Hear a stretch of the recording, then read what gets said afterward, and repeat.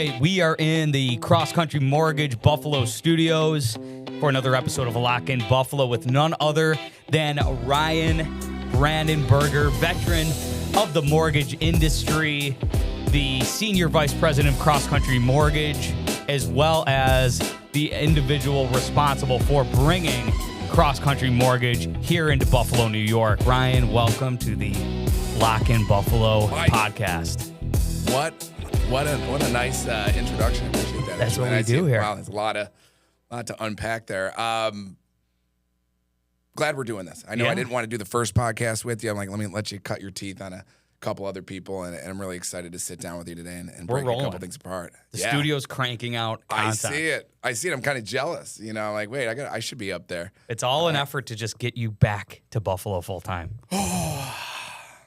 You know, if my kids would agree, they'd agree to come up, I probably would make We'll get them in the leap. pod. Yeah. We'll get them over here. Just got to get them just in the summertime. If we can get it, maybe April. That's how you trap them. When does the summer start here, by the way? Yeah. We're having little adjustment. It's getting a in late this spring. Week. It's the late spring transition. It is a beautiful place to be from and to come here and visit. And, I mean, you guys are like family. So and when I get into town, I just I really, really love it here. That's what it feels like. The culture in the CCM Buffalo office truly does feel like a family. And I attribute that to this environment that you've curated, the individuals, the office layout, the assets like this. Little bit of luck to put all these big personalities in a room. And he's modest on top of it. Yeah, but for all of them to come together and get along so well. And now it's at a point, we're looking at opening on the second location in the South Towns, and Jenna lives in the South Towns, and she's like, I'm not going to that office. This is my family. And I'm like, but it's really right around the corner from you, like right around the corner from your real family. You're right. She's like, I'm not breaking up with Amanda. I'm staying in the North Town. So. No. I'm a North Towns guy, so I get it. I'm a little Likewise. biased when it comes to, which areas I would want to be in if I'm here. But no, it's I love the city of Buffalo. I love being from here, even just living in South Florida, love telling people that I'm from Buffalo, It's almost like you don't want to really say you're from South Florida. And, to say Buffalo, the reactions that you get from people, it's just one of those cities that you say you're from Philadelphia, you can get a dirty look. You say you're from New York City, you can get a little bit of a little pushback, right? But when you say you're from Buffalo, everyone's just like, I don't think there's many bad people that come out of this city. Maybe they all stay here, though. So. Yeah. It's tough to hide in Buffalo with the bad rep, though I will say that. You'll get smoked out pretty quick. You get sussed out really quick in the Buffalo market if you have skeletons in the closet. Having the business here and dealing with, the rumor mill that, Buffalo has. Like, oh, he's doing this, he's doing that. It's almost comical. Well, as a newcomer, how do they know about that? How do they, Yeah. As a newcomer to the mortgage industry, or really the real estate industry is like this little microcosm community of the Buffalo community. So it's like Buffalo's, we always hear people consider Buffalo as like one big living room, but the real estate industry is like a little corner of that living room. Yeah. It's even smaller. We're like a one bedroom inside of the, 4-bedroom house. Exactly. So, well, Ryan, being that you have ventured out into the South Florida market. Now it's been some 20 years or so, right? So I left Buffalo in 2003 for the second time. So the first time I left in 99, I came back in 01. I was waiting tables in the Hamptons in Long Island, and 9/11 hit. And I had a choice to either take I'm in Buffalo, the 90. Yeah. Or the 95. Yeah. By the way, only in Buffalo do they put the in front of the highway. Take the 90 to the 290. Yeah. I get ridiculed in South Florida all the time for it. I'm like, just take the 95. The 95. They're like, why do you have to put the in front of the highway? You don't ever tell anyone to take the main street until you get, to the Kensington. Yeah. Only in Buffalo. So anyway, you were waiting tables on Long Island. In Long Island. In or on? Now you really got me. Yes. I was on Long Island waiting tables, right. and I had a choice after 9/11. Do I take the 95 to South Florida, or do I go home? And I wasn't right after that. Like there's a lot of emotions to unpack during that time. And I just felt like the world was going to change after 9/11. And I wanted to be closer to family. I wanted to be closer to friends. You know, I'd been in Florida for 2 years. The girl I was dating at the time was from here. She had lived with me in South Florida. She was like, let's go back to Buffalo. We were cool with it. And so I decided to come back here. So I left Buffalo twice, came again in 99, came back in 01, and then I left again in 03, and I've been gone ever since. I guess you could say gone until 2021 when I decided to take my kids snowboarding in Ellicottville. And this is all by chance, right? It's just ironic. And it's kind of makes sense because if you know who I am, like my information action gap is very small. Oh, yeah. Like it, buy it. Yeah. Great idea, implement it. Right. Like there's not much in between. Like obviously there's a thought process in between. Like, does it make sense? Is there going to add value? What's my risk? What's my tolerance for that risk? You know, so all those things come into play. But my information action gap is very, very small. It's not Elon Musk small. That guy is known to have some of the shortest in like ever recorded in history, right? He's a genius. But I think any top producer has a very short information action gap. So what does that mean when it comes to going snowboarding in Buffalo? We're on the plane and we're flying in. And I'm like, let me see if there's a house for sale on the street that I grew up on. Well, in my like later teens, my mom owned a house in Williamsville. Sure enough, there's a house for sale. And I'm looking at it and I'm like, this thing is beautiful. And, you know, living in South Florida, you know, we're looking at houses, you know, not so beautiful for very, you know, top dollar price. $1 million doesn't get you much in South Florida. And I'm looking at this house and I'm like looking at my kids, you know, they're South Florida kids. I'm like, I want to give them a little piece of what I had as a child or a late teen. And it was available. I put an offer in on the plane. The realtor, shout out to Lynn Logan, the realtor, I put the offer in. I text her, hey, I'd like to buy that house. I already saw the house. I knew that it was going to be fine. I mean, it was like done to the nine. I'd like to buy that house. I'll make a full price offer, sight unseen.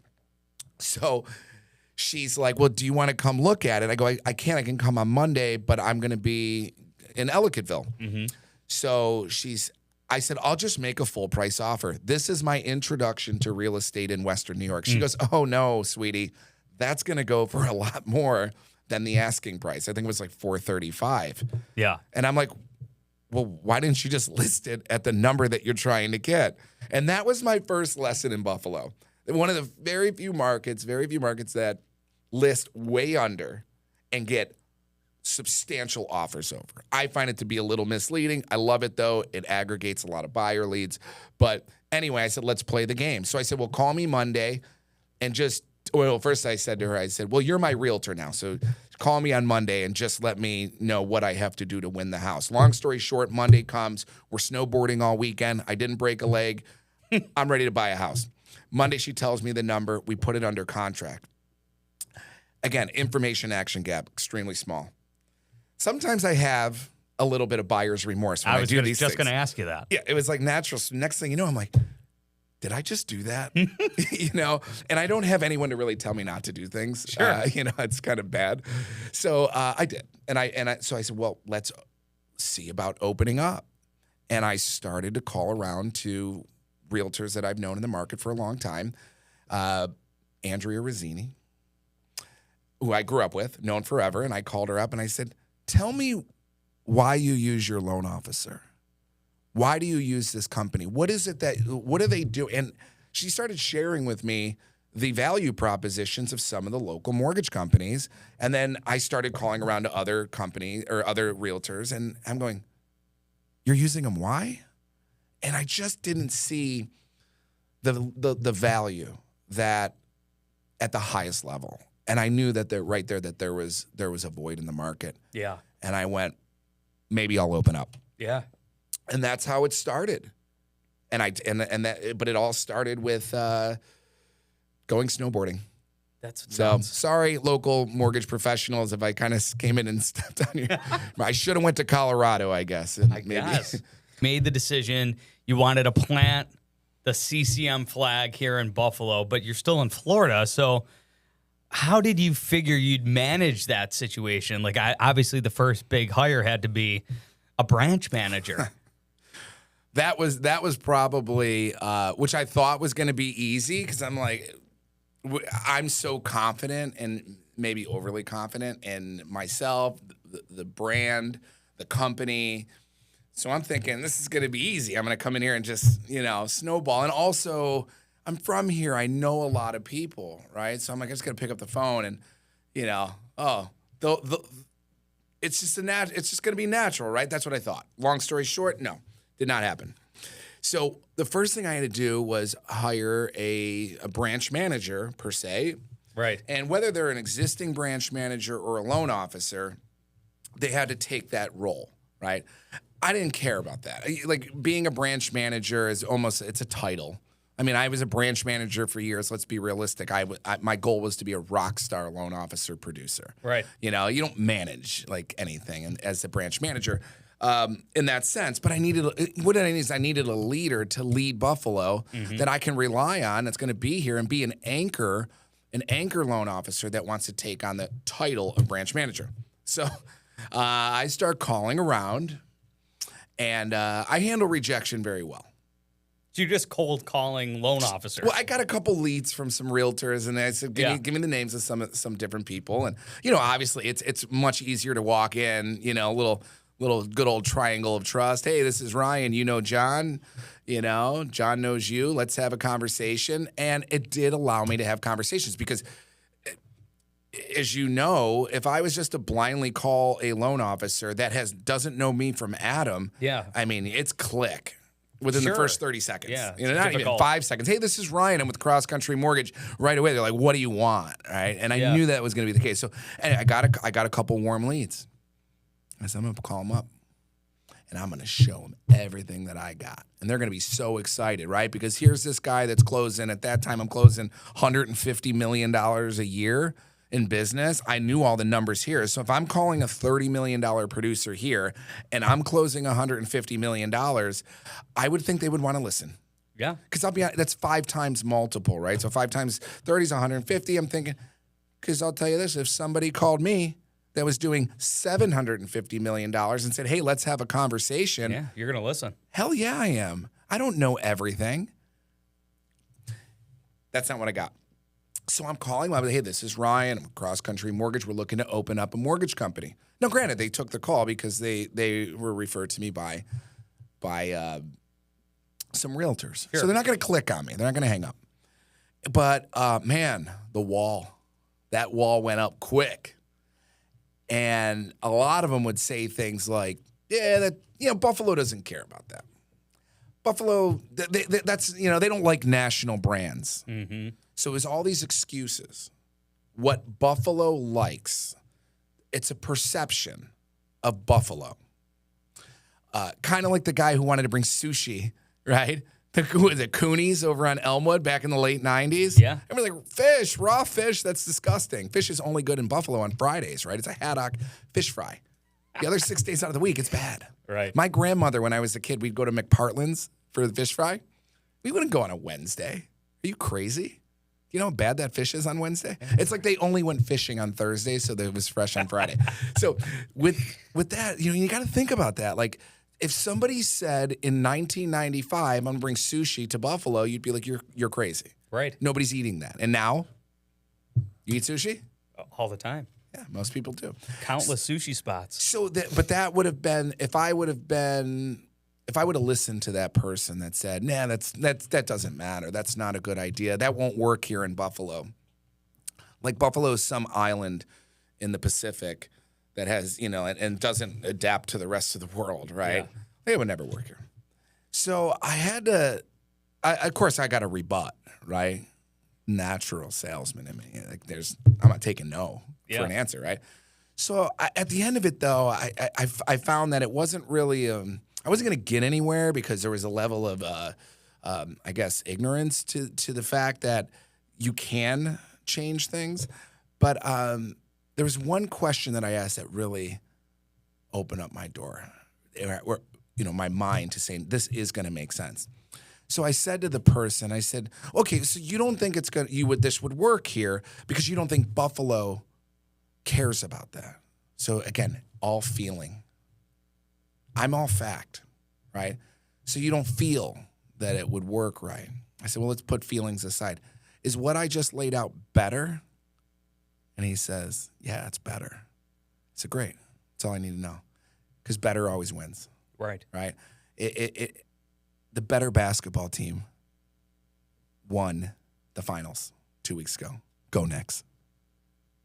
The better basketball team, the better football team will win the game, right? The better mortgage company with the better process, the better products, better conversations will win. Yeah. And that's what I needed to know. So as much as I didn't get what I wanted, which was the recruit to lay down and say, dude, let's go. Yeah. He did confirm the fact that it's better. He validated the concept. But there was a couple things that really stood out with it. And it was the attitude towards the realtor. Almost like they don't care about that. Realtors, and this is what the guy say, and I'm kind of saying the sex of the person, but I didn't want to give any hints, right? Mm-hmm. But they said, realtors don't care about that in Buffalo. All they care about is getting drunk at lunch and you taking them out to dinners and then giving them stuff like promotional items. And I was like, what does that mean? And there's, giving them like gifts, like gifts. I was like, gifts? Like, what do you mean by gifts? Like, well, we give them shirts and sweaters and scarves with our name on it. And I was like, why? Yeah. What? Like, with the brand of the mortgage company or the bank. If you show up at your house to see your wife and you have a purse in your hand, a gift, for no reason, she's probably going to think, what'd you do wrong? What'd you do wrong?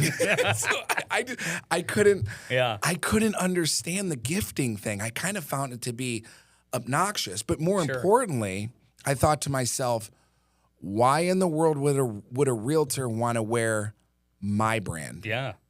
I don't want a realtor to walk around with CrossCountry Mortgage hats, shirts, and totes. Right. I want them to walk around with their tote bag. That's their brand. Their brand. Yeah.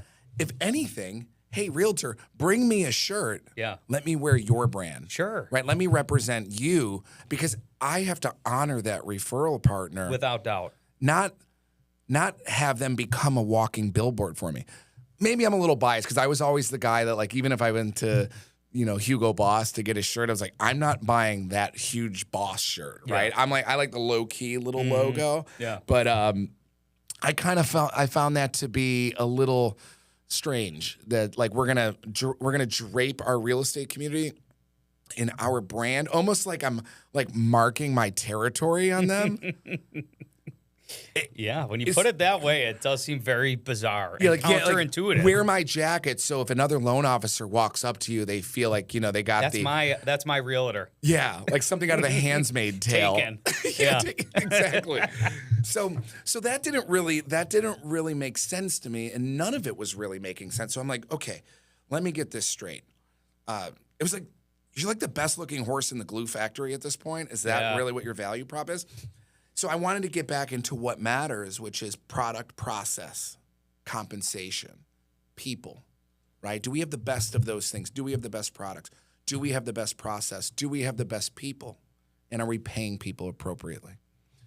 Those are the boxes that I stayed hyper-focused on, not the feelings. Yeah. There's a loan officer in the industry, a top producer, that sent me a video one time, and it said, your mind has to be stronger than your feelings. Right? When your mind is stronger than your feelings, that's how you can make sound decisions. Without question. Most decisions that you make in your life with your feelings will be the wrong one. Totally. And most of your great ones that you make with your mind will be the right ones. Yeah. Well, long story short, again, he decided not to join. Mm-hmm.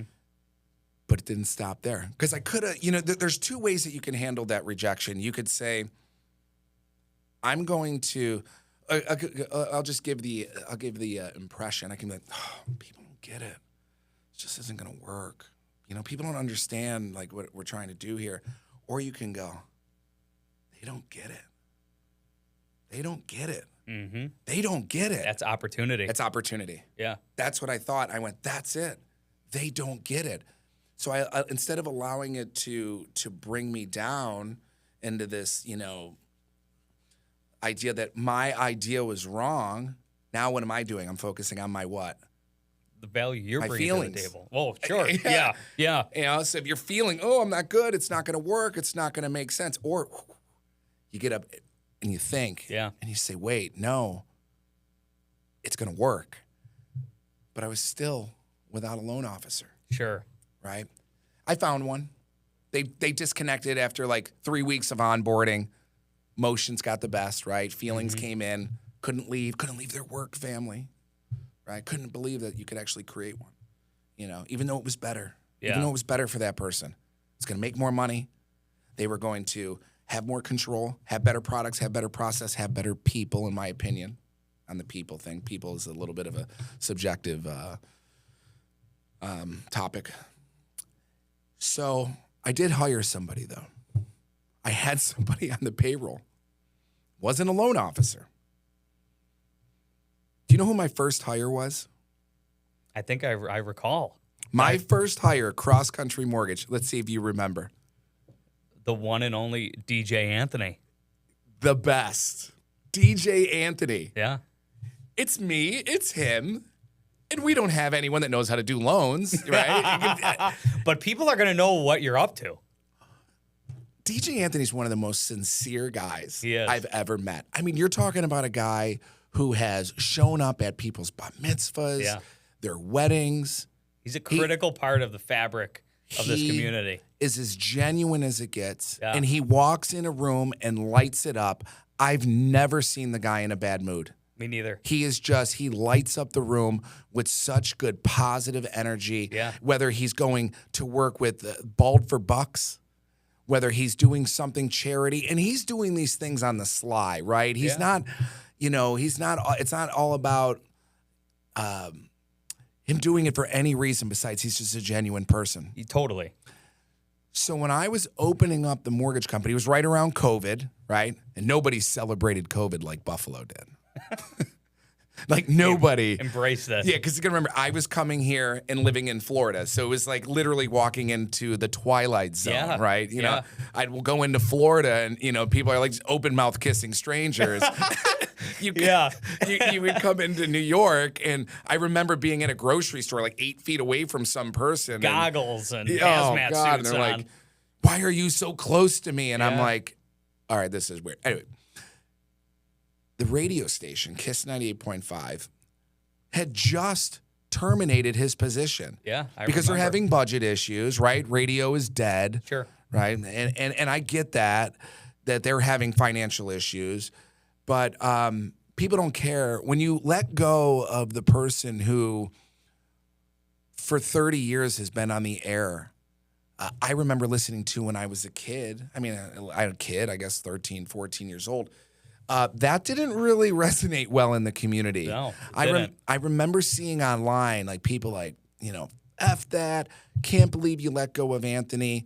And I'm coming into the market and I'm like, what an opportunity to give him what he deserves, which is an opportunity right away. Yeah. It helped me because it brought some notoriety to the brand. It brought some respect to the brand because, again, it's a national brand without a local connection. Yeah. So it's me and DJ Anthony. And I go, DJ, we're going to, I call him Anthony, I don't call him DJ. Anthony was, we are going to. DJ, play my song, please. I said, let's figure out, the next step here, because he wasn't going to originate home loans, right? Sure, it wasn't of in his cards, and he even said that. Yeah, He's like, look, I'm going to help you out, because we always had mutual respect. Let's go back to the nightclub days. Him and I were in direct competition, right? I just didn't have a radio. Yeah. I had like the street marketers with the flyers, right? Grassroots. Yeah, and but we were always so respectful. If I walked into a club, Anthony was always like, "We got Ryan Brandenburger in the house from Utopia," and that's my DJ Anthony impression. We're hanging out right now. But anyway, so we're going. I'm like, all right, I got to find somebody else. So I reach out to Lisa Akers, been in the business forever in the bank world. And I go, come on, Lisa, you got to know one person. Give me somebody. She goes, all right, I got this one guy. I think he would take your call. Like, geez, I mean, what am I going to do? Bite somebody over the phone? Possibly. She goes, I think he'll take your call. So I'm stoked. I look him up. I go, oh, God, he's a bank guy. He works at a bank. Sorry, bank people. But you got to kind of retrain them. Yeah. Right? Because they're just enthralled in this little bank environment. Yeah, right. And I said, all right, I'm doing it. Let's do it. I call him up. Get on the phone. Hey, this is Ryan CrossCountry. Yeah. Lisa told me you're going to give me a call. And I shoot my shot. Yeah. I talk about my numbers. Right away, he went, I'm sorry, you closed how much business? I said, I don't know, it's like 161 million. How? Ooh, he's asking the right questions. I go, I did this, and this, and I do it like that, and I do it like this, and I focus on this, and I have this team, this process, this product. He said, and you're making how much money on those loans? I'll fly down to Florida right now. It's like that scene in Wolf of Wall Street with Donnie. You show me a check for $1 million, I'll quit my job right now. Right now, yeah. It was that. Yeah. He goes, I'll fly down there right now. I said, Mike, I just gave the name. I said, I'll fly there. Yeah. The next day I'm at Hoax on the water, and we're sitting there eating. He goes, this is great. You just got to convince one person to join. And I'm like, great. Who is it? Like your assistant? Like who do we got? My wife. So I'm like, all right, we got this. Let me dig into my bag of tricks. Right. DJ Anthony, let's go. I call up Anthony, go, hey, Anthony. Oh, no, I think I said to Mike first. I was like, hey, you know DJ Anthony? He goes, of course I know DJ Anthony. Everybody knows DJ Anthony. That was always the play, too. Of course. Like, if you were like, you don't know DJ Anthony? I was like, well, then you probably don't know anything at that point. In Buffalo, if you're, you know who he is. You've been in a car with a radio on? Correct. Yeah, that's right. A lot of kids today would be like, no, I haven't. I listen to Lock in Buffalo on on Spotify. That's right. Radio. I listen to pods. Yeah. I had a radio flyer wagon when I was a kid. I don't know what this radio is. It's kind of like asking a kid what a beeper is. Yeah. So I go, why don't we go to dinner? We go to Lucia's. Shout out Jay Pasquarella. Mm-hmm. We go to Lucia's, and I walk in with DJ Anthony, and Mike's got his wife. And of course, his wife grew up listening to DJ Anthony. So she's sitting there the whole time kind of like, oh, this is cool. Because it's always nice to, if you don't know somebody, to ask the questions that, you may have always wanted to ask as a kid. Like, why didn't you play, my song that I requested 15 times in a row? Why didn't you let me get the phrase that pays? The phrase, that's right. The phrase that pays. That was it. That's Mike Burke. Shout out Mike Burke. The man, the myth, the legend. And I'm right away, him and we just hit it off right away. How could you not? Yeah, he's just like, we're having a drink together, we're eating, we're talking about business building, and he's ready to go. Yeah. Out of the bank. But it didn't matter. Like, I don't care about that stuff. I've taken people out of the restaurant business and got them in the mortgage business, right? Mm-hmm. So it's not like bank people out there. It's not. There is an opportunity to change. Just you gotta take the leap. But his first year he did $50 million. Yeah, $50 million in 1 year, and all he did was follow the plan. He didn't have to come in here and think. He didn't come here and say, "Well, back at the bank we used to." He just said, "I'm a clean slate. Mold me."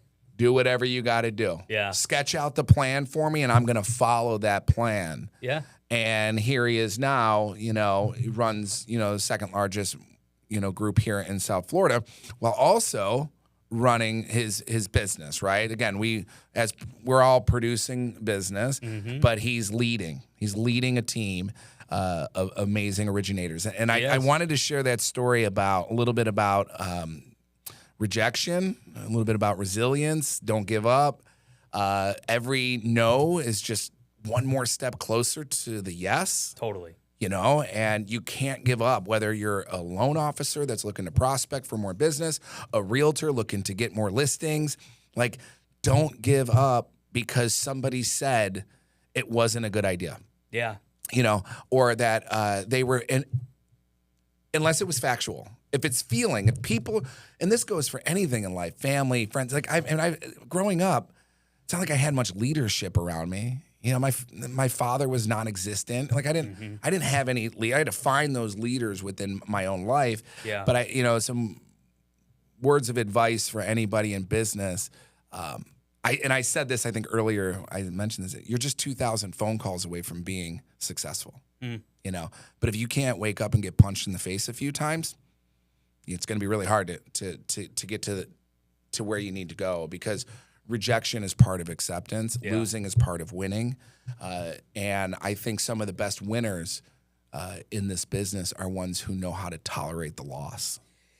If you have conviction and discernment, right, you're on the right track, it's easy to overcome the losses, because at the end of the day, the win's going to be there. It's there. They say on a lead, right? You get a lead. Most of them convert on the fourth call. Most people give up on the third. Yeah. So you're just right there. You're just one phone call away from the difference between a W and an L. Mm-hmm. And I think that's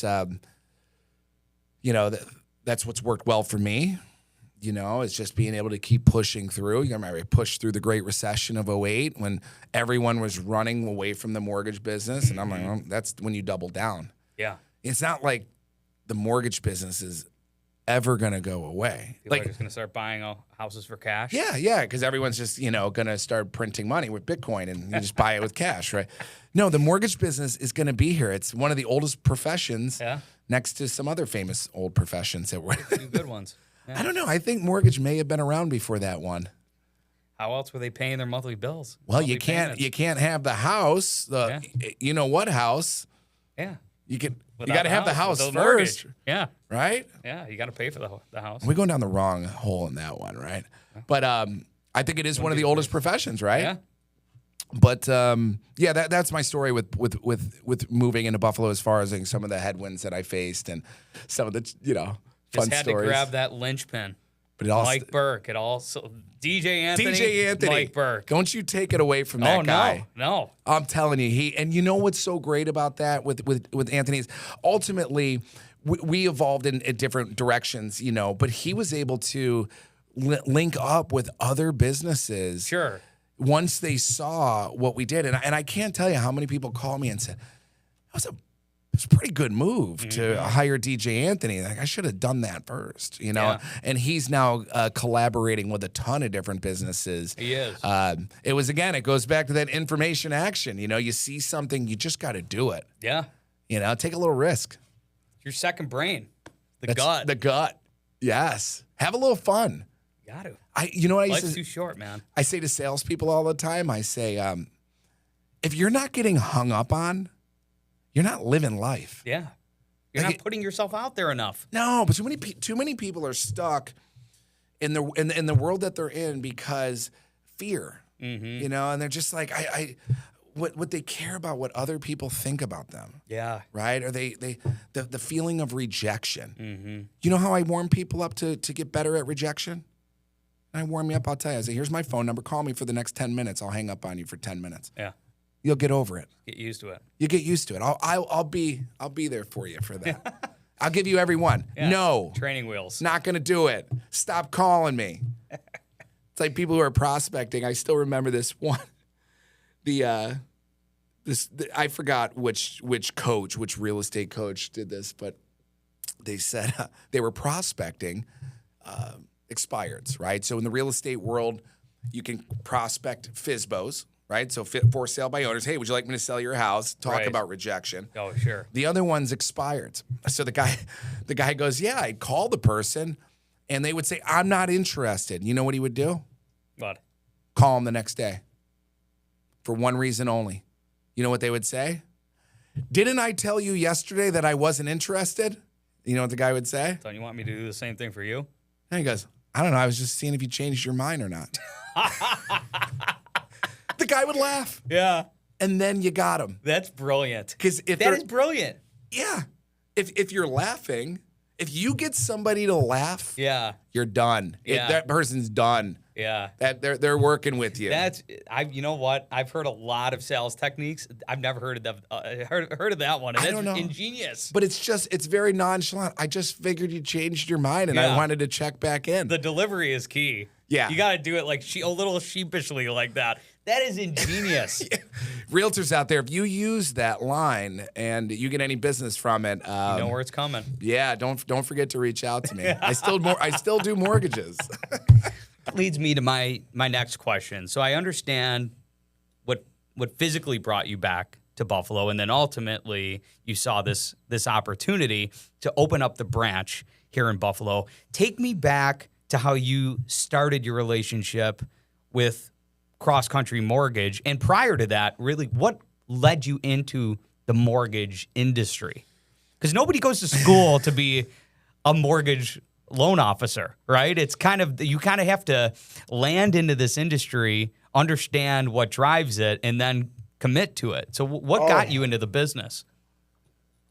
All right, I'm going to take it back, way back, right? I'm going to take it back to like 5th grade. Okay. So you're in school and everyone's saying, what do you want to be when you grow up, right? And everyone's like, I want to be a firefighter. I want to be a teacher. I want to be an astronaut, right? I said, I want to be a millionaire. And I know it sounds maybe superficial to some people or obnoxious, but I stopped caring about what people think a long time ago. Sure. Because deep down inside, everybody wants to have wealth, right? And I think the word millionaire is thrown around a little too easy, but I wanted to be wealthy. I wanted to be secure in my life. And that started because I grew up on welfare. My mom was a waitress at a restaurant. Shout out Adam's Rib. Great restaurant. Great restaurant. I was actually going to go there last night. Patty Macaluso, who was a waitress there, short story, was a waitress there with my mom back in the 80s. And she used to say to my mom, one day I'm going to buy that place. That's awesome. And here she is. She bought it. So I grew up poor. Yeah. But the problem is we moved to a community called Audubon here in Gettsville, Amherst. In subsidized housing. So they put this subsidized housing in the middle of Amherst. Oh, that's comfortable for you. Yeah, it was really great going to school and everybody's wearing like the new Reeboks. Yeah. And I got like the ones from Keds. They were like Weebok, right? Like W-E. Like my Chuck Taylors, there was I had like 6-star Chuck Taylor, no 5-star, right? Like, they didn't last a week. They were ripped apart. No, but I grew up in this area where everybody, and by the way, at that time I thought, you own a home? You're a millionaire. You're right. Like you have to be. So when you grow up if I grew up in the hood, right, where I probably, if it wasn't for subsidized housing, would have been in some form of, neighborhood that does not have other people with money, you kind of just, you don't think like that. Well, you don't develop the chip on your shoulder. No. You don't go to school. You're surrounded around that. That. And by the way, I went to school and this in South Buffalo, across from the Perry Project. I mean, that's where I finished my grade school. Right. I went to Bennett High School. Sure. So I ended up in those schools. But when I was in my elementary years, I was in Heim Elementary. And again, long story short, too late. I had no money growing up, so I had a chip on my shoulder. Sure. Like I had to keep up because it creates an insecurity in you. So I was embarrassed. Yeah. I remember going in the lunch line and I had a free lunch card. And I had to like hide that because I didn't want everyone to know that I got free lunch, Yeah. And so anyway, what that happened is it made me want to be successful. Right. More than the kids at the school that had parents that were successful. Right. So that drive caused me to start being very entrepreneurial at a young age, whether it was selling candy bars out of my locker, baseball cards, having a car wash, having a paper route, and this is all before I was 13. Wow. So you learn how to manage money, right? How to budget, how to get my poor mother, my garage sales. I mean, I'd sell the lamp in the house. My mom would come home and she's like, "Where's the lamp?" I'm like, I had a garage sale. I sold it. Did you sell it for more than she bought it for? Is the question. Were you creating profit? You know, probably not. I don't think that was the case. But I mean, I was constantly doing that. So fast forward, I got into my late teens and I made some poor decisions and ended up, not doing the right thing. And then I got in. So how did I get in the mortgage business? My first step is I got in the nightclub business. Really? Yeah, I was bartending, and then I got to understand this transition. Bartending. The first place was called The Well, and this guy comes. He goes, "Dude, you have to bartend here. You know everybody." And I said, "All right." So he puts me on a Friday night. The place is jam packed. I mean, I called every friend I knew, and let's be realistic. It's Buffalo. I was 21 years old. My circle was between 18 and 23. Yeah. Right? Yeah. I called everybody I know. The place is shut down, so I'm not worried about the SLA knocking on the door now. But so next thing you know, it's jam-packed. This place is packed on a Friday, and he goes, "Do you want to do Mondays? Do you want to do Saturdays?" So next thing you know, I'm working 3 nights a week bartending. But by the way, if you're bartending in Buffalo in the late 90s, like, you're the shit. Oh, yeah. You're the bar star. You're the man. Yeah. So I'm like, this is great. So then, full circle, Patty Macaluso. Man, you're getting a lot of shouts out. Adam's Rib, guys. You got to check out Adam's Rib. I lived behind a bar called Max City Bar on Hurdle Avenue. Yeah. So sure. It wasn't doing very well. And I bartended across the street at the Well. So I go to Patty Mac. I said, "Patty, can I do a Saturday night here?" Now I'm 21 years old. And she's like, "Here's the keys." Well, that was it. That was it. It was off the hook. No, she didn't have the sound system. I'm bringing in a sound system. But I did something that Buffalo didn't do back then. And this may be controversial, but, Buffalo is always, in my opinion, living in South Florida, back in the day was a pretty segregated city when it came to the nightlife. Sure. Right? And there was your urban clubs and bars, and then there was bars. Right? And they didn't cross lines very well. The music did. And they almost strategically played specific music to make sure, like, if they were going to play rap. Yeah. Right? Or let's call it hip hop. What am I 80 or so? I got that rap music. But if they were gonna play hip hop, it was like sprinkled in Fresh Prince. Yeah. Right? Yeah. Welcome to Miami. Right. Oh, and wait, we're gonna go Beastie Boys, that terrible song Intergalactica or whatever. Intergalactica. Yes. So that was their version of hip hop. Right? Right. And then, I mean, how they wouldn't push the limits. Yeah.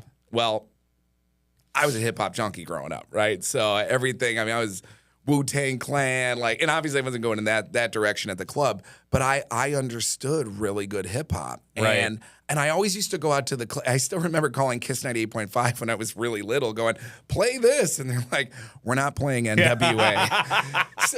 so I'm like, I have the keys to the club. Right. I can do whatever the fuck I want. Yeah. And I'm going to. So I get the speakers in there. We got these big tower JBLs.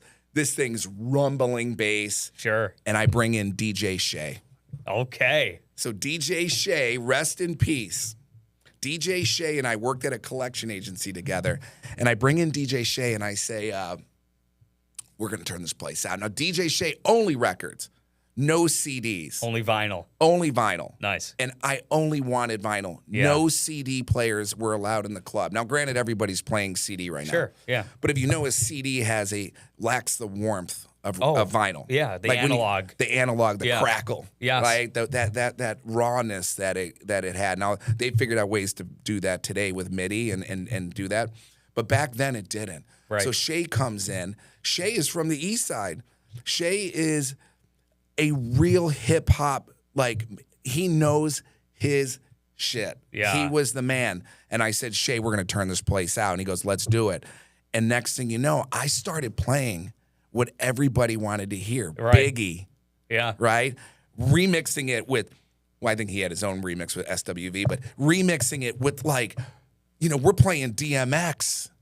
Right? That's dangerous. Sure. In Buffalo. Sure. Dangerous because you could end up having a very rough crowd. Sure. And I'm not talking rough urban versus not. I mean, it just pumps Just you firing up. people up. Yeah. Yeah, I mean, like Throw a little, Crown Royal in the mix, and people are losing their minds. a lot of Crown Royal in the mix. And that's so. Next thing you know, though, we were able to control it. Yeah. Because the vibe was. The word vibe wasn't really hot then, but all right, I'm gonna use it now. But the vibe wasn't. We kept it pretty tame considering we had great security. We had a really good core group. Yeah, that's a big thing. But that was my intro into that was the first time I had a real business outside of my pager and cell phone store, which was a quick stint, but that where I was it was successful. Well, because you were curating the culture. I was giving the people what they always wanted. Yeah. And you and I know a lot of the same people that were at that club. Sure. And that was my first stint into the nightclub business. Yeah. And it opened up a lot of doors for me because everybody was there. By the way, most of these guys that were there are now entrepreneurs running businesses in Western New York, and we still have connections. And it's crazy how a lot of those roots started there. But that took hold for 4 years, that industry. And I moved to South Beach, and I bartended in South Beach at a nightclub, Nikki Beach, Vanessa Marino. She bartended at, she's a realtor here in Western New York. Sure. Oh, yeah. Vanessa was upstairs at the club above me. We were Nikki Beach. There was a club upstairs. I can't recall. Pearl. She was at Pearl. She got me that job. Yeah. And they did, Anyway, so I had that. I was in South Beach. I came back to Buffalo. And then I opened up I took over Utopia nightclub. And I did that for a couple years. So why did I stop all that, right? Yeah. At Utopia, I was hand over fist. I mean, making thousands of dollars a weekend. Statute of limitations is over. Cash. Sure. Right? It was cash. Right? I live in the life. But deep down inside, Mike, it didn't feel good. It felt good, but kind of like maybe having a few too many drinks feels good. Yeah. Right? But there was a diminished return when it came to like how it was fulfilling me. Sure. So it was financially fulfilling. It was a lot of fun. I can imagine. A lot of great stories, right? We'll have to do on another podcast. Sure. We will. But I mean, I had a blast. I had like notoriety, right? Because everybody was you're a bar star. I was a bar star. I ran Utopia nightclub, the biggest nightclub at that time. Well, and it's arguably the most entertaining thing to do. It is your social life. It is your main source of entertainment as a Buffalonian in your 20s is going out to bars. That's what you do. Well, there's a swing to it too. So when I say a swing, there's a financial swing to working in the nightclub business. Yeah. Because everybody was going out spending $500 a weekend, and I was making $3,000, $4,000 a weekend. Sure. So the swing is you can go out and add that $500 to your $3. You're really making $3,500 because you're not losing $500. I've been a bar nightclub singer for a long time, so I'm making money when people are spending it. Yeah. How many drinks did you pay for when you were singing that Very night? few, unfortunately. Yeah, fortunately, right? Free drinks seem to go down a lot faster. You also learn a lot of self-control in that industry. You have too. to. It's the only way you survive. It really is, yeah. I mean, and the ones who don't end up in a really bad space. Yes. So I saw that, and when I was doing it, as much as it was fulfilling me, again, financially, my lifestyle was a great time, right? I had a great group of friends, but deep down inside, when I'd wake up in the morning, just like you wake up with a hangover, I didn't feel right. Yeah. I actually kind of felt dirty because I'd have to wake up to phone calls. Text messages weren't as prevalent then. And thank God there were no cameras. Camera phones, yeah. Yeah, your sure. camera phone, it wasn't recording much and you couldn't see much out of it, right? Yeah. I heard there's some tapes going around, though, some security camera tapes that are out there. Andy DeLuiso, I think, has a couple good ones from back in the day. But that's a whole other – we'll have to get Andy on here to tell us some stories. But so I started waking up and not feeling good about the night before. And it was a successful night. But because here's why. I heard the story about this person getting a DUI. Yeah. This girl getting into a bad situation with her boyfriend, and then the fight that happened, and this guy's in the hospital because, somebody I mean, here it's Buffalo, right? Everyone was always fighting. Yeah. Everyone was always fighting. Yeah. And I just kind of felt like this energy that it wasn't fulfilling me anymore. And I don't think I was, everything for me is about value add. I'm like, I don't think I'm adding value into these people's lives. Yeah. And I'm the one that's bringing them all down here. So I spent Monday through Thursday prospecting customers to come to my nightclub. Right. Yo, what are you doing this weekend? I mean, I used to send a limo to Rochester to pick up like 15 girls from Rochester that came in one time. I said, every weekend we send the limo to pick you and your group up. Like, so I'm strategically trying to fill this club, not with people, the right people. Right. Right. Yeah. And what does the right people mean? All right, woke. We're not meaning good people. Yeah. Good people that dressed well, Sure. that behaved, but at the same time drank a lot of alcohol and probably put themselves at harm risk. So I started to feel that more and more, and I wasn't fulfilling, and I started seeing my own friends getting into positions that I don't want them to be in. So then it became like I didn't even want to invite them. Yeah. I was like, you drink too much. Maybe you're doing other extracurricular activities. Yeah. But there was one thing that it drew a line for me, and I said, I don't want to do it anymore. What's that? So I had to kick people out a lot, right? Mm-hmm. And I couldn't let them back in. Yeah. So let's say you and I were great friends, and I had to kick you out. Yeah, you're doing me a favor. I'm sorry, not kick you out. Let me rephrase. You call me up, and you're like, yo, Ryan, I broke up with my girl. I don't want her coming into the club this Friday. Right. And I would say, a good friend would say, okay, but a businessman would say what? You can't be ostracizing your customer base. I can't not let your girlfriend in. Because it's not just her. It's her and all of her sympathizers and friends and so on. How about the fact that it's just not right? Yeah. Your personal beef with this girl Yeah. that you have, which, by the way, you guys are going to make up next week, and guess who's going to be the jerk? Yeah, Me, exactly. right? Yeah. Oh, I don't like Ryan. He wouldn't let me in. And I'm like, you're the one who told me not to let her in, right? Yeah. It all comes full circle back to me, but it just Yeah. wasn't right. So I started to have to gatekeep people from coming in, my own friends that had personal issues with other people, whether they be guys or girls. And I didn't like that. And I'm like, I don't like that. But then I had to kick somebody out, and he was pretty mad. He was pretty mad. And I don't want to name any names because I don't even know if it really was him that did this. So I used to have to walk out with somebody like at the end of the night because it got to a point where Security meaning. Yeah, security. Because I didn't know if I was going to get jumped. Sure. Or if somebody was going to be waiting for me. I used to look under my car to make sure there wasn't somebody under my car. Like while I was walking up, I would kind of peek. I would peek under the car. Had anybody ever made a move?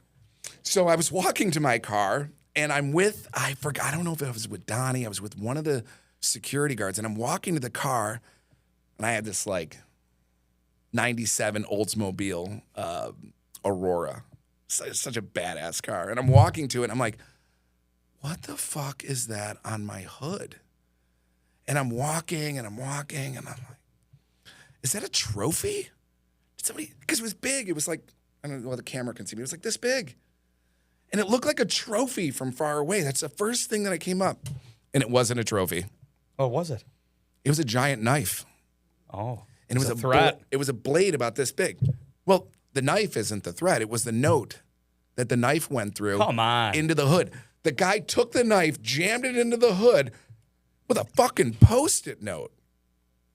First of all, who has a Post-it note in their car at 4 a.m? Not me. With a Post-it note. What do you think it said? You'd have a million guesses. Yeah. It was simple. Bitch, you better practice. He gave me a knife and a note to practice because he was going to be coming back sometime, some way. And you know what I thought? I was like, this is the nicest. Yeah. This is the nicest That's a good guy who warning. wants to kill me ever. Yeah. You're going to give me a knife and a note to tell me to practice? Well, he may have been having you bring a knife to a gunfight. Very good call. Yeah. Mike, He's seemingly pretty sharp guy.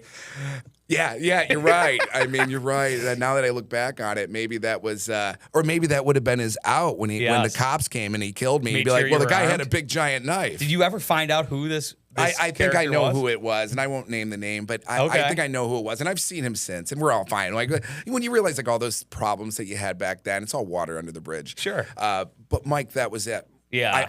I got home that night, and I'm like, and so it kind of was a compound, effect there. There was a few things that happened, but that was kind of like, this isn't for me. Yeah. This isn't for me. I'm not that guy. Like, Yeah. I enjoy it. I was really good at it. I mean, I threw jello wrestling events. We had all kinds of different theatrics. I gave away a car one time at the club. I mean, we did it. We did it right. Yeah. And one of the things is me living in other areas, right? Yes. Living here, living there, Pulling in those bartending in nuggets. South Beach. You see what they're doing down there. I brought table service. Yes. Didn't go very well at Utopia, but we gave it a shot. Sure. But we had table service. We had, again, the right music, the set, the bouncers. I was like, no more yellow security shirts, guys. You guys look like threats, right? Yeah. They all look good, right? They came in, so they wore, a black shirt. They were nice to people. I used to have meetings with the security, like, this is how you handle a conflict. It's not with your fist. Right. Right? There were times they had to, but for the most part. So I brought that aura there, and I did it all right, Mike, but no matter how well you do it right in the nightclub business, those vices are going to come to the forefront. So I said that was it. A friend of mine called me in Florida and said, do you want to get in the mortgage industry? And I go, how much? Like, I was the right timing. I just go, tell me about it. And then I was like, more importantly, how much money did you make this year in it? He's like, and at that time, he was like, I made like $180,000, and it was October. And I knew him, and I was like, you're not really good at sales. Yeah. So if you made $180,000, I'm doubling that in my first year. And I moved to Florida. That was in 2003. I opened a mortgage company in 2004, and I haven't looked back. But I went right from Utopia nightclub to the mortgage industry. That is wild. So all off of a phone call. Again, short gap between idea and information and implementation. Full circle. Yeah. It's information action gap, but all the timing has to be right. Yeah. Well, you were in the right frame of mind, right? You were kind of at your wits' end. You were I was tired. You were hitting the proverbial wall, right? Well, here's another great thing. I mean, like I'm a firm believer in the saying, show me your 4 friends and I'll show you your future. Yeah. Right? I my poor kids got to hear that from me all the time. Yeah. What's the other one? Hang around with 3 losers, you'll be the 4th. I like that one. And I don't mean that in a disparaging way where I'm saying something about people that are in that industry, because there's a lot of great people in that industry. I just knew I wasn't going to be one of them. Yeah. Because it didn't fulfill me. But I looked at the club owners and the people in that business that were doing it for a lot longer than me, that go way back, right, to some of the clubs in the 80s and 90s, and they're still in the industry. And I didn't want that lifestyle. Yeah, I mean, you have to commit to that lifestyle. If that's a lifestyle you want to live, phenomenal. And you'll be successful if you have that level of commitment. I don't. It's like the hospitality industry in general. I'm committed to going to bed by midnight. Well, you're not cut. I'm committed to 6 a.m. wake up call, right? You're not cut off for that industry, So- and you recognize it, which is wise. A lot of people can't get out of something that they're comfortable in, and they're experiencing at least a moderate level of success. I will tell you, though, I was also kind of like a kid again at 25 when I got out of the business, and now I was a patron again. And I remember, and now I'm living in You're on South the other Florida. side of the bar. I'm on the other side of the bar, and, Yeah. and what am I doing the whole time? Going, they need to do this, they need to do that. So then I went out, and I'm like, the whole time I'm just analyzing and critiquing and trying to figure out how to improve it, but also indulging and having a good time. And obviously, but that's when I got in the mortgage industry, was 2004. So that's a little bit of my history getting up to the mortgage side, and then. So that was in 2004. We opened up here in 2021. So do the math. 17 years later, we come back and we open up. But the same concepts of living in South Beach and bartending down in Fort Lauderdale and Miami and moving back here and bringing it to the Utopia nightclub Exactly. is the same type of ideology and concept when it came to coming back with a new product. Right. Right? And it wasn't nightclub. it was the mortgage industry. Sure. And I did that same thing, but this time I had 17 years to figure it out. And here we are now. We've been in Buffalo for 5 years. It'll be 5 years in July. And we're probably, well, we're definitely number 2. We're originating 1 out of 10 loans in Buffalo. And we're just right behind the top mortgage company. And based on the trends, right, 3 to 4% gains a year, and a lot of that's coming from pulling from some of the other companies around. We should be the number 1 mortgage company in Buffalo, New York next year.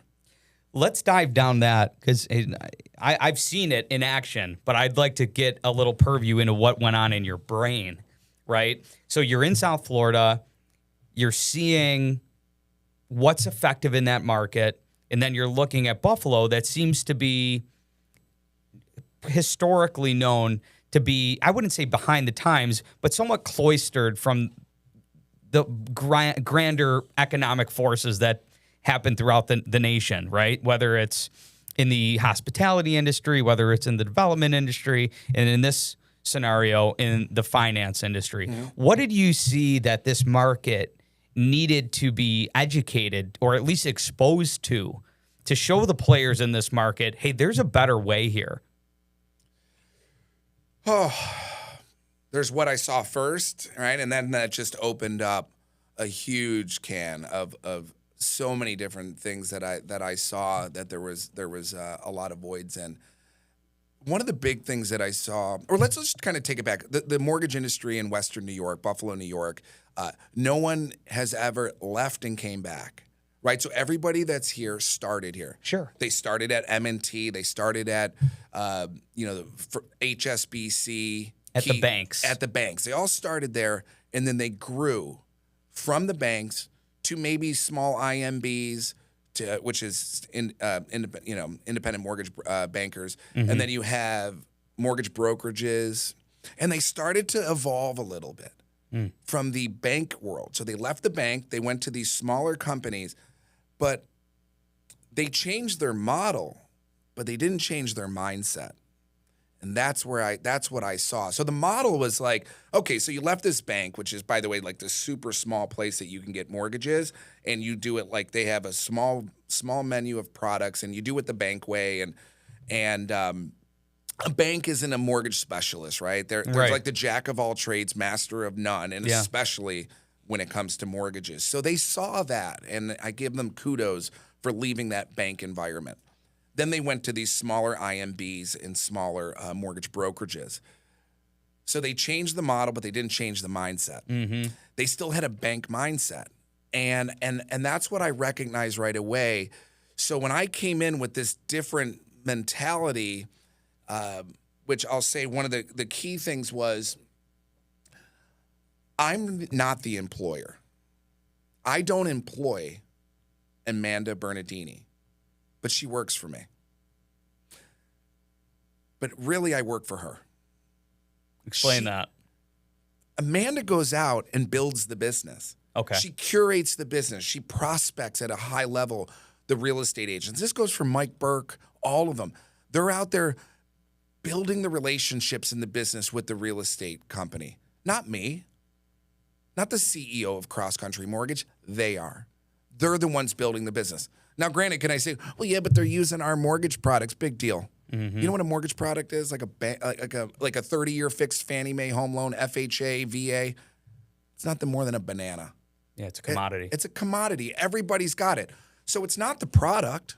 They're not using Amanda because of my product. They're not using it because of my efforts when it comes to prospecting or creating that experience with the real estate agent, the experience with the customer, the business community. It's because of her. Without her, I have nothing. Without me, she has her. Right. She could just take her business. Please don't ever leave me, Amanda. She can take her business. And I tell them, by the way, everybody knows this here. I tell them all that you are able to leave here and do just as well because of you. And it makes me every day say to myself, I have to work for them. I work for Amanda. I work for Anthony and Jenna every day. What are you doing? What can I do? How can I help? Right. How do I keep you? How do I retain you? Right? Well, number one, I pay better than everybody else. That's one of the other big things I noticed about Buffalo. They pay 33% less than the market average. So here's Buffalo, super enclosed. Yeah. Went from the business or they went from the bank world to the IMB world. Right. Or the mortgage broker world, but they kept the same compensation plans that they had at the bank. And they're bringing in all of their own They're business. bringing in the business. So let's expose the business. Who's ready for a little bit of exposure here? I'd love to get a peek behind the curtain. And by the way, I reveal it because I want them to know. Yeah. I want them to know how much we're making as a branch, as a company, and what percentage of that they're getting. Our margins, they are capturing about half of the total margin profit that's coming in on a loan. They're getting half. Competition is paying 33%. Doesn't seem like a lot. But if you're closing $30 million in loans a year, right, and I'm paying 33% more, it's $100,000. Right. So I'm paying $100,000 more to the person that's doing $30 million. Yeah. But then they'll say, well, yeah, but you guys don't have the right process, right? Baloney. We have the best process. Yeah. Right? So we have a better process. We have better products because we have more. We service our products. Right. Meaning, like, if I do a mortgage for you, I'm your loan officer for life. Right. You're going to get a mortgage statement every month with my face on it, whether you like it or not. Yeah. I have headshots in a couple days. I'm going to have new face on my servicing. But being able to provide the loan originators better products, better process, better pay, right? And then letting them know that they are the ones that are the ones that are generating the business. I work for them. That's the relationship we have here. And in Buffalo, they don't. Yeah. Buffalo has this employer-employee mentality. I work for this mortgage company, and my loyalty to them because they're my employer, or maybe they say they gave me a shot. And I gave a lot of people in here a shot that weren't. Your brother wasn't in the business. Right. That doesn't mean he stays with me because I gave him a shot. Your brother and anyone in this business, their loyalty should be not to their company first. So I'm not saying don't have loyalty, but it should be to your family and yourself first. Right. Your compensation should be at least the average of the national average. Have enough self-respect and respect for your family to make sure that you are getting paid at least the average. By the way, and there's more that some people that will pay even more than that, than even what we pay. But at least get that. Get that. You deserve that. You're the one out there curating the business. Right. Closing loans, taking those phone calls on Saturday and Sunday, working your tail off to bring that business in. So your owner of your company can keep a majority of it. Right. In real estate, but any realtor listening to this, imagine working for a company and you kept 33% of your commission. Only here in the mortgage industry in Buffalo have I recognized that is something that they do. So that was the first, some of the things that I noticed. But what was even more eye-opening for me was the lack of support. So why everyone, I just met with somebody yesterday who's looking at joining, right? And we have a lot of people that are interested right now in joining because they see it. And one of the first things he said, he goes, Ryan, how did Jenna Saturno, who had no business in Western New York, no mortgage experience in Western New York, go from zero to now this year she's going to close $35 million, and this is her third full year originating. She's in the top 10. So out of all the loan originators in Western New York, she's going to be in the top 10 this year. So we have 4 full-time loan officers. Yeah. All 4 are in the top 10. Amanda, Mike, Anthony, Jenna. 40% of all the top 10 are here at CrossCountry Mortgage. How did you do it, Ryan? That's what they all say. Yeah. How did you get her to that point? Now, first of all, I helped her get to that point. Yeah. I didn't get her to that point.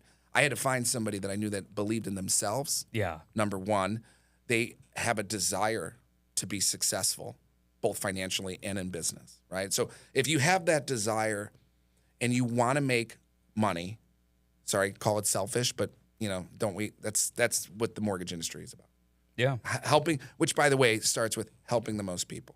You help the most realtors, you help the most families buy houses, you make the most amount of money. That's the game. She had that drive. But it's a crazy, crazy thing that when people ask me how, and it's a very simple solution, support. Yeah. You have to have the right level of support. I've heard stories of loan officers in this market that are closing big, big, big bucks in the business that had to go to the hospital because of stress. Yeah. If one of my employees went to the hospital for stress, I'd be like that guy back at Utopia waking up in the morning with nothing but guilt. Right. And I would literally look inward and go, why am I, like, I can't do that. That's my family. That's my people. I wouldn't do that to them. And this person is that I heard, but that ended up in that position. That really, really bothered me because let's peel it back. They're paying. There's people that are working for mortgage companies in the market here that pay less money and then provide less support. Right. It's causing them to have health issues. Yeah. Like that would bother me. If the only health issue I got to worry about with your brother is Katrina kicking his ass when he comes home. Get off the phone, Anthony. If you ever walked in with a black eye, We know where it came from. Oh God, she's the best. She is. just, but it's a non-negotiable here to work at the level that you're so stressed out that you're putting yourself in a, there's medical issues coming from it. Right. So the key to success here for the loan originators and why they do so well, number one is they are just great people, right? I don't need you to be a mortgage expert to be successful. I can teach that. Right. But I can't teach you how to be a good person.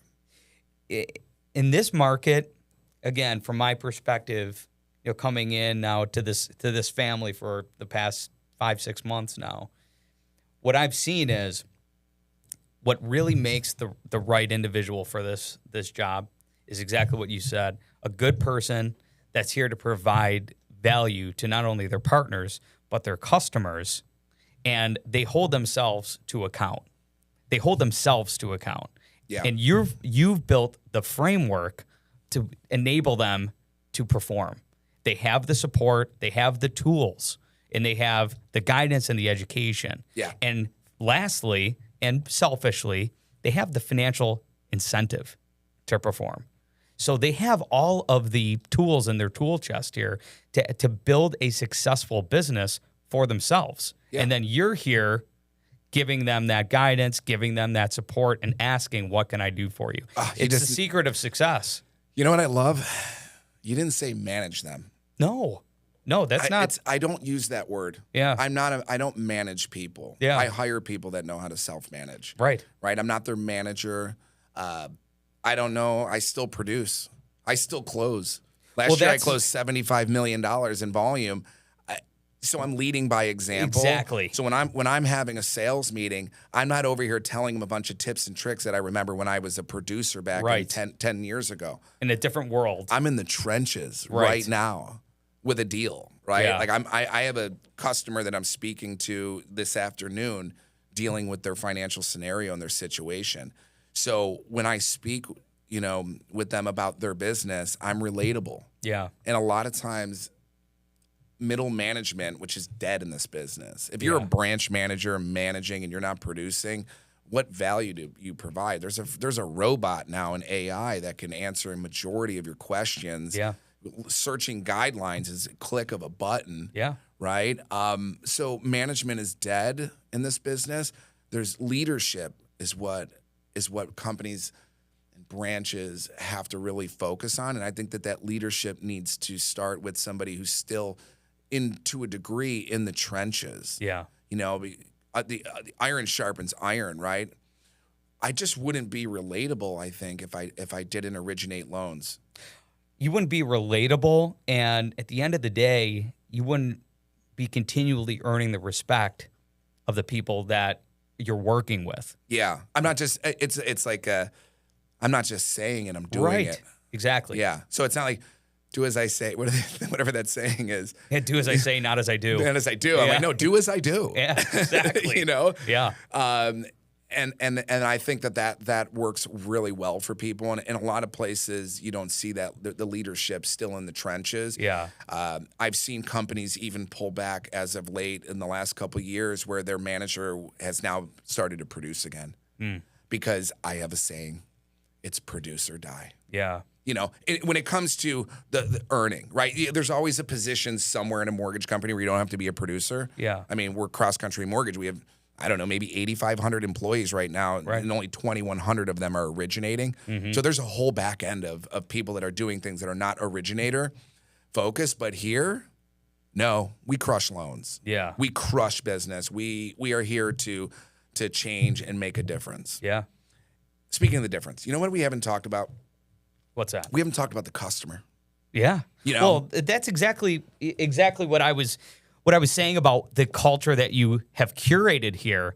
You've given everybody the tools of the trade to take care of the customer. Yeah. So let's go. I'd like to see what you saw the customer missing out on with this traditional model. And I could speak to it because I was a borrower twice with a traditional lender in this market prior to my brother Anthony getting into the business with CrossCountry. So I can, from the customer's perspective, talk to the difference. How many star review did you give us? Oh, 5 all day. Okay. I was Even if it wasn't Anthony, it would have still been a 5 because Anthony was actually, and your team was picking up my calls when I was going through the process of not only obtaining my mortgage, but putting the best program together to win the bid on my house in 2021, 2022. Yeah, it was 2022 in the most competitive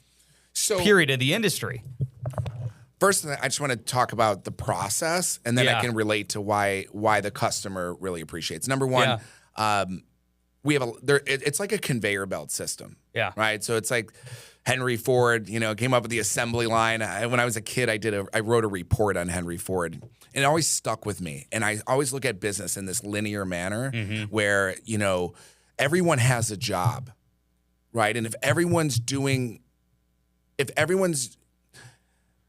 that is trained to do their specific job at the highest level, and it allows everyone to have a unique value proposition in the process, because we're not all good at the same thing.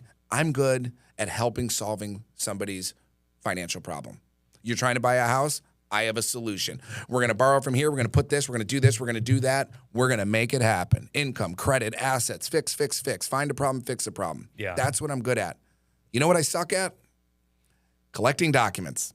You know what I suck at? Reading tax returns. No, don't get me wrong. Can I do it? But I don't enjoy it. Right. I do not want to read somebody's tax returns. Yeah. So in my process, I am the customer. It's like doctor nurse, right? And don't get into, you think you're a doctor, you're a mortgage guy. It's a doctor nurse mentality.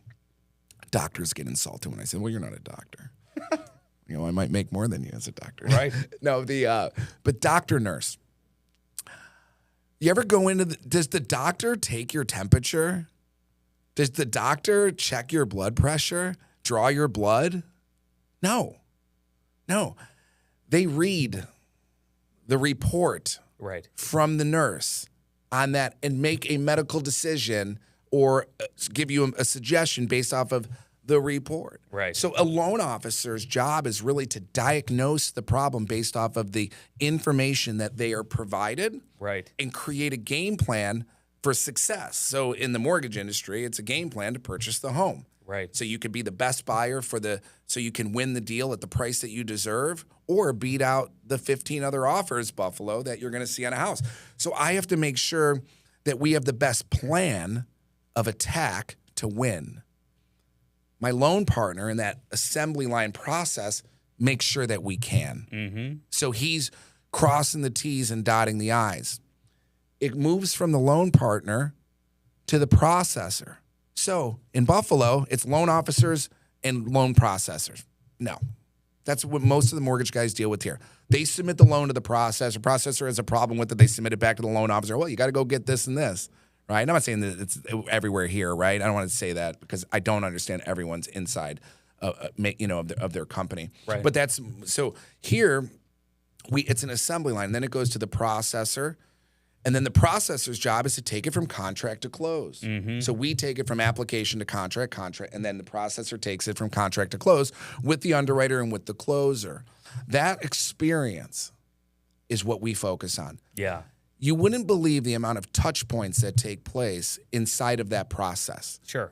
Everyone thinks it's like take application, get house under contract, submit to processing, underwriting decision, clear the conditions, send the closing package, fund, right? So you think there's eight touches in the process of getting a mortgage. Well, little do they know, there's about 30 touches within side of some of those touches. Now, those touches include being ultra conscious of the borrower experience throughout the process.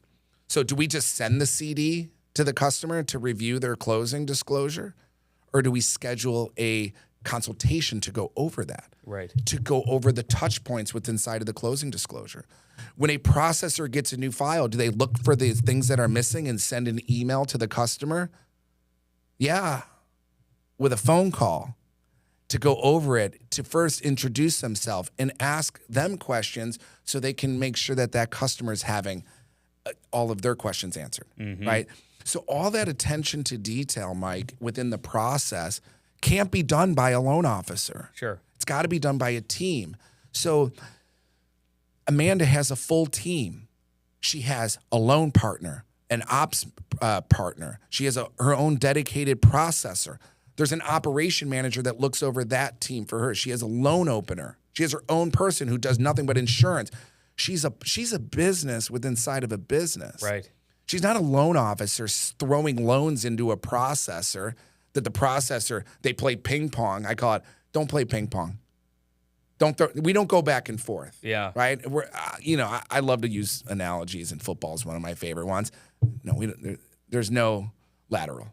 Yeah. Right? It's forward. Right. Right? The quarterback throws the ball to the wide receiver. The wide receiver scores the touchdown. Wide receiver doesn't throw it back to the quarterback. Yeah. Right? Forward. So in the mortgage side of things, I look at everything like that too. It's like, why is that going backwards? So inside of our business, we are looking at the milestones throughout the process. We call them touch points because we're touching it. It creates an experience for the processors with the realtors. Let's not forget about the realtors and the customers. Every one of those touch points, we're hyper focused on making sure that those are an amazing experience, because I need them to be a raving fan by the end of the closing.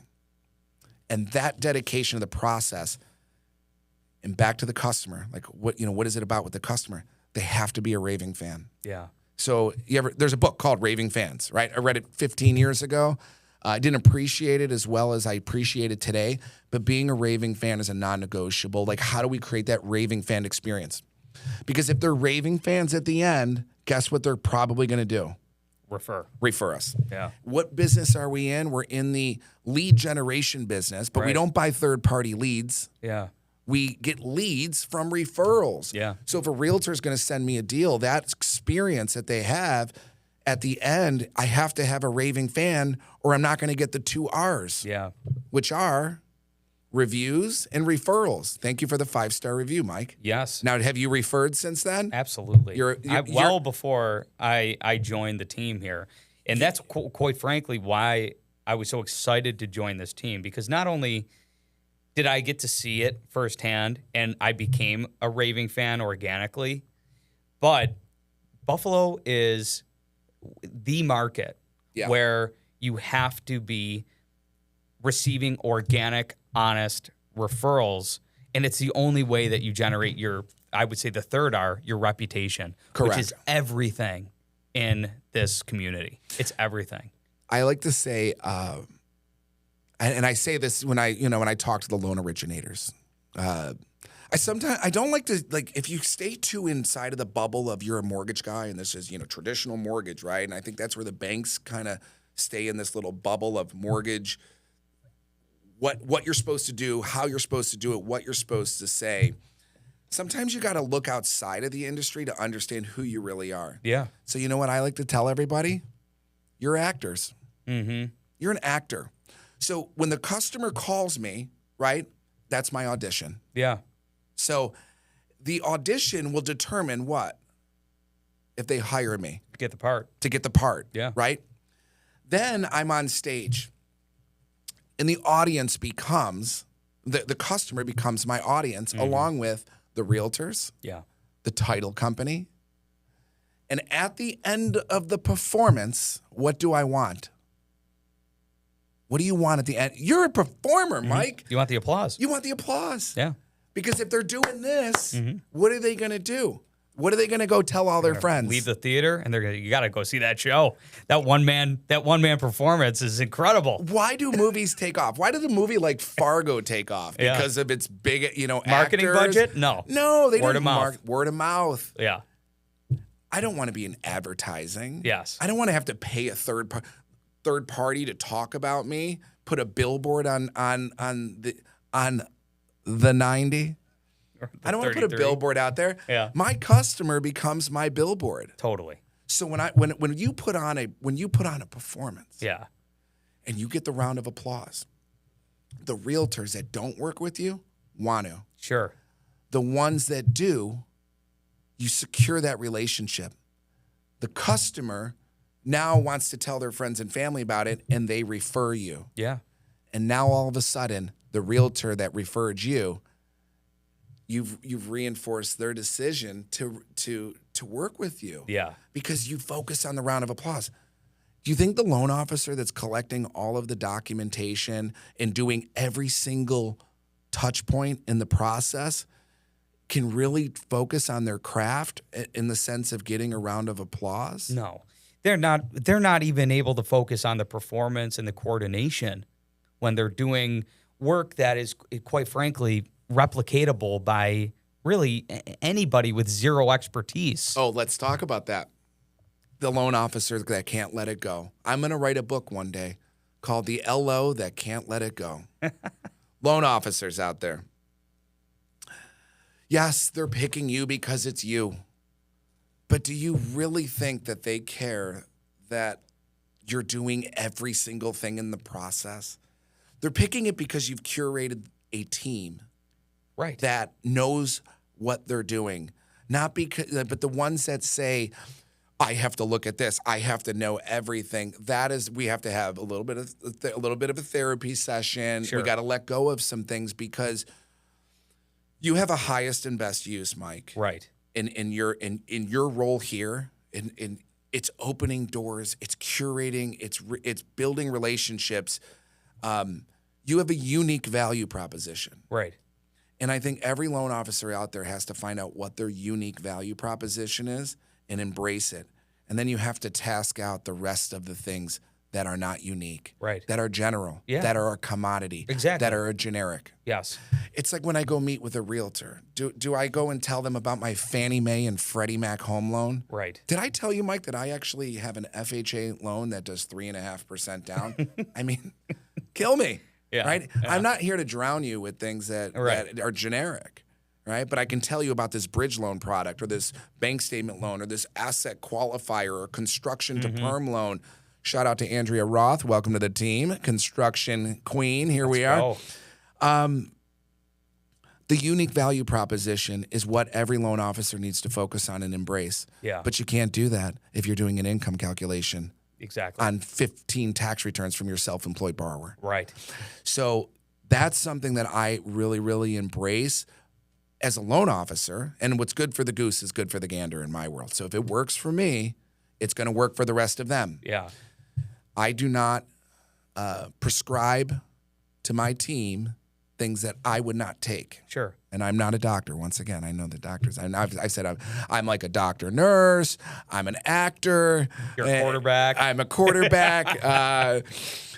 I know. I have to relate it because I know other people in industries are like, okay, now I get that. Because you got to remember, like the mortgage industry, like you said in the beginning of this podcast, is nobody goes to school to be in the mortgage industry, right? Right, and even from the outside looking in, it's tough to really understand what this subset of financial services really does. It's exciting. It's incredible. Are we financial services? Are we real estate? I don't know. Am I a therapist? It's all of the above. Do you know how many divorces I have to deal with? I mean, divorces are any divorce attorneys out there. I certified divorce lending expert, but the even though Jody did just tell me I have to renew my certification, I'm doing it. I will be by next week. This is the pressure it's on, but you have to deal with so many emotions. Oh, sure. Like a financial product, there's emotional components to buying. For example, you know this very well. You're in the business, an annuity or, life insurance and things like that, but not like your house. No.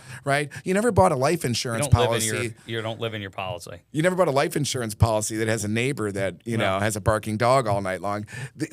Your house is so personal. Mm-hmm. So when people come to you to get it, you don't realize, you're not just providing money, you're providing a lot of therapy and a lot of counseling throughout this very stressful process. Yeah. And I tell the loan officers this, and I tell my customers a lot, I'm like, this isn't stressful. And if I'm stressing, you have to stress. If I'm not stressing, you don't stress. Deal? Or I'll say things like, because they want to panic, right? Because they're nervous. They're moving their family, their kids are going to different schools. They have to get a moving truck. They have to sell their house and all that. And my job is to provide confidence. Yeah. And I tell the loan officers that. I said, you're not selling a mortgage product because your mortgage product, for the most part, don't get me wrong, we have products that banks don't have. We have products that nobody has, right?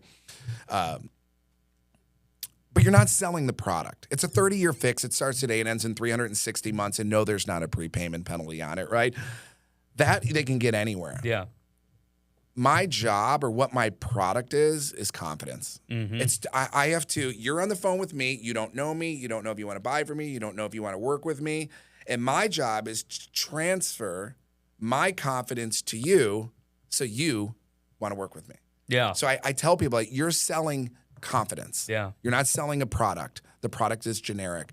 And I think that is a key point of success for most loan officers. Look, these conversations with you and I, when it comes to all the things that go in my head and keep me up at night about this industry, I mean, I can go on and on. Yeah. That's why I came to Buffalo, Mike. Mm-hmm. I wanted to come here because I wanted to give it a different, a breath of fresh air. I'm not the guy that worked at the local bank. Right. Right? I went down to South Florida and I didn't know a single soul. I got punched in the face a gazillion times, not literally. And I had to learn this business the hard way. And I had to learn with some of the best of the best. Mm-hmm. No disrespect to the loan officers in Buffalo, but I got guys in my market that do $400 million a year. Yeah. I have guys in my market that do $250 million a year. There's not a person in Western New York that does over $100 million. Yeah. So iron sharpens iron down there. So now I'm able to bring that up here. And but that's why I'm here. Yeah. I'm here to make a difference for the customer, for the realtor. But more importantly now, I want to help loan originators build wealth, build a business that they can own, which they can take from me at any given moment if I don't perform. Exactly. And I don't do what I'm supposed to do. Yeah. And that's my dedication to Western New York. And we're not going to stop. We're opening up the South Towns. We're looking at a location in the city right now. We're going to continue to pull some of the best in. And if they don't want to come over, I'm going to breed them. Right. And I've already been able, that's proof of concept is already there. We have a few in the chamber right now. Yeah. Locked and loaded, ready to get out there in the market to become the next Jennas. Exactly. And the next Anthonys. Yeah. And that's what I'm going to do. And I'm not going to stop until we're at the top. And I'm now forced to move back to Buffalo, which is what you said I should do. So where do you see this market and this industry in the next 10 years? Oh, God. The industry's scary. Yeah. Right? Obviously AI is coming. Yeah. Right? AI is here. I think it's a little discombobulated. I don't think it has the true definition yet, but I can tell you this. We're in the background at corporate working on AI technology to help provide better service. Right. Right? a better let's call it a better experience for everybody involved, including the loan officer, the realtors, the customers, operations staff. But I got to say, Ryan, just to interject there really quickly, when I joined the team, I was looking out a decade, right, where I want to continue to spend the rest of my professional life. And in addition to you and the energy that you bring and your vision without implementation and ability to implement is, a feel-good thing, but it doesn't make things tangible.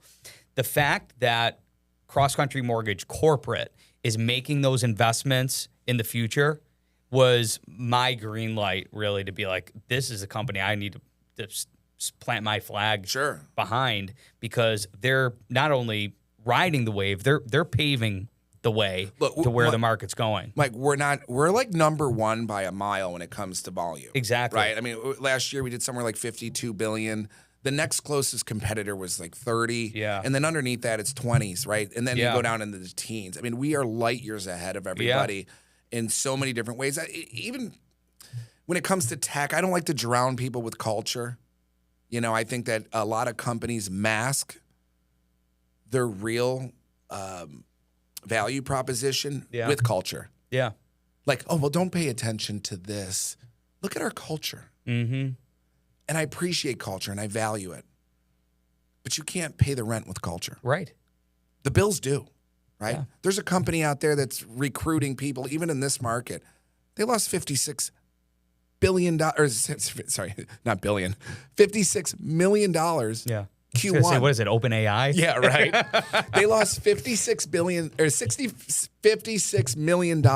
Q1. Yeah. Right.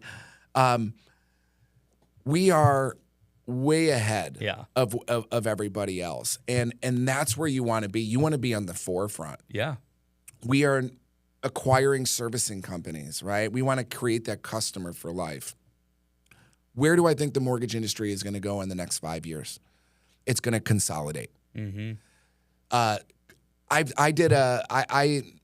don't say interviewed. I was recruiting somebody last week and telling them about what we did. Within a couple hours, she calls me. I think I need to talk to the owner about selling. She goes, there's just no way we're going to be able to compete with you. Yeah. We're going to continue to gobble up the market, provide better compensation, better products, create that servicing experience, and we are going to kind of continue to rise, in my opinion. I think smaller companies are going to have a harder time to really put themselves in a position to grow. I mean, surviving and growing are two different things. I'm not a survivalist at this point. Yeah. You know, it's kind of thrive. It's thrive, right? So I think that people are going to hold on to these antiquated systems. Yeah. But eventually, they're either going to have to kind of fall in line or somehow make huge capital investments to jump into what AI is going to be able to do. I can click a few buttons and get things done that other people are, hand cranking the windshield still, and I'm over up it goes, down it goes. Yeah. I'm in a Porsche 911.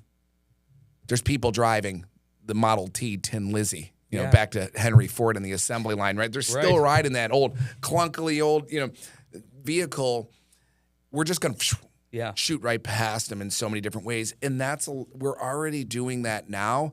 And look, again, I give all the praise to the employees here and the loan officers and the operations staff. I mean, I have some of the best operations people that I've ever experienced in my life.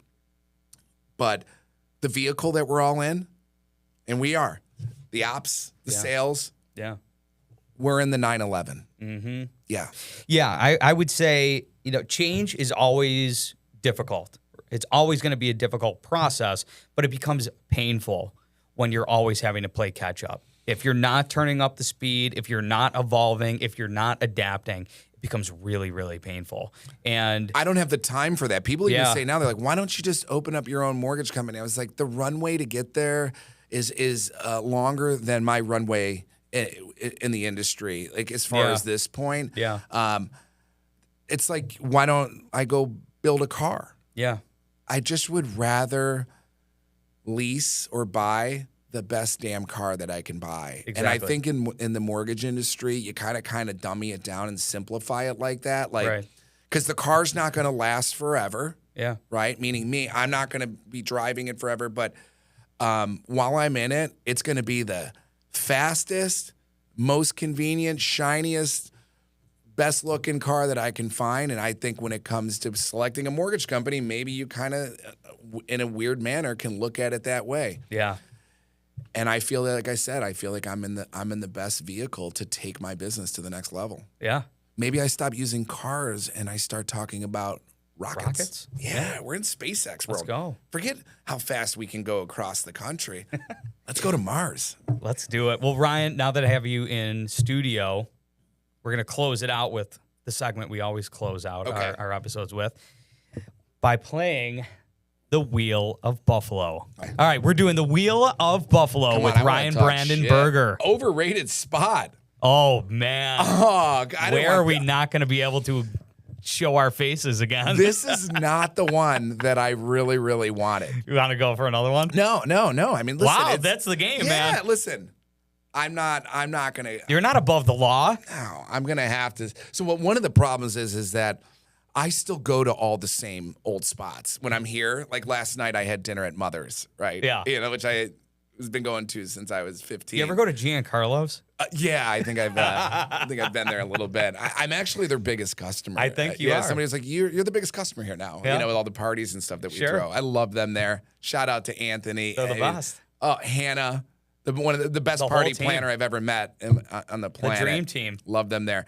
All right, so we know that Giancarlo's will not be the most overrated spot. Oh God, this might get me in trouble. Mm-hmm. But I'm going to go to an overrated chicken wing spot. Oh. I'm sorry, Duffs. I don't get it. Really? I just don't get it. And it's not because there's new wing spots that are like really doing it up, like, you know, your Bar Bills. And what's the place across from Bar Bill? I love that. It's in East Aurora. I don't know. There's a place that I guess What is it? yes, Maine and Hamlin. Maine and Hamlin. I've Big not shout heard out to about Jake this place. over here running the controller. Yeah. Yeah. And so a little drama, I guess. They all worked at Bar Bill. There was a defect. They all defected and opened up this place called Maine and Hamlin. Really? So anyway, where I'm going with that is the wing. The way they display it. And Yeah. I'm not talking about that. I'm just talking straight up the quality of the chicken wing. Maybe it's the grease, but every time I go there, I'm not happy with the wings. So They've gone a little corporate, you think?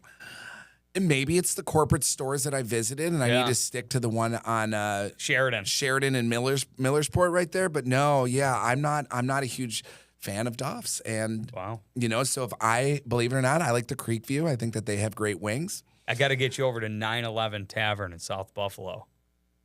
That's I'm here until spot. Saturdays, so Got to grab Mike Burke. He's our guide to the to the South Buffalo market. let's talk about the ones I do like. I Yeah. like Wing Nuts. Oh, Wingnuts is great. Wing Nuts we had here for our summer party we did last year. We did like a grand opening customer or like appreciation party. Yeah. We did an open house here. Anyway, we had it was AJ Yeah. at Wing Nuts. He really puts out a great product.